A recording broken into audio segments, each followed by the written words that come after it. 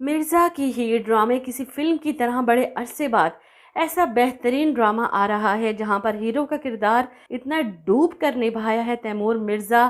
جس طرح پریکٹس کرتا ہے، جس طرح ایکٹنگ کرتا ہے، ہیر کو دیکھ کر اس کی آنکھیں چمک جاتی ہیں جس طرح.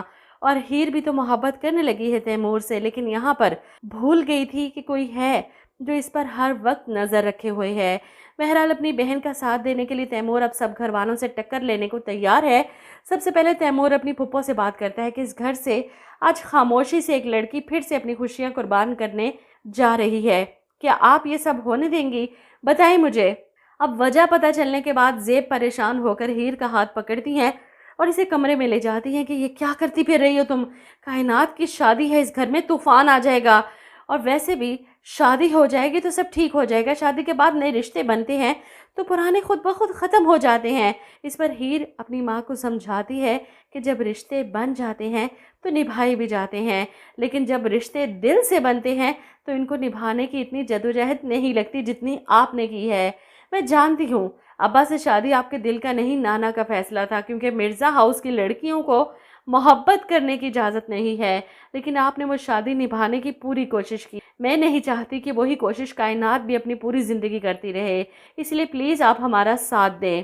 وہیں تیمور کائنات کو نیچے بلاتا ہے، ہیرے سے لے کر سب کے سامنے آتی ہے، سب گھر والوں سے بات کرتا ہے کہ کائنات بتاؤ سب کو تم کیا چاہتی ہو. سب حیران پریشان، کیا مطلب کیا چاہتی ہے کائنات؟ اس پر کائنات کہتی ہے کہ میں یہ شادی نہیں کرنا چاہتی. ایسے میں تیمور اپنی بہن کا پورا ساتھ دیتا ہے اور اپنے باپ سے تھپڑ بھی کھاتا ہے.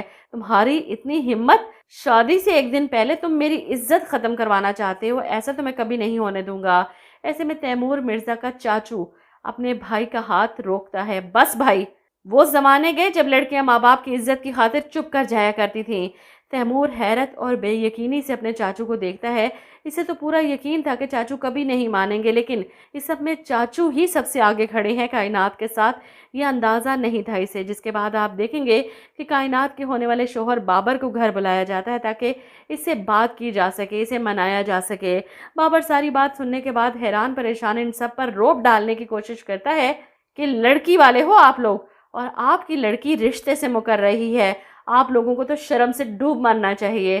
بابر کی بات سن کر تیمور چیخ پڑتا ہے، بس اب ایک لفظ اور نہیں.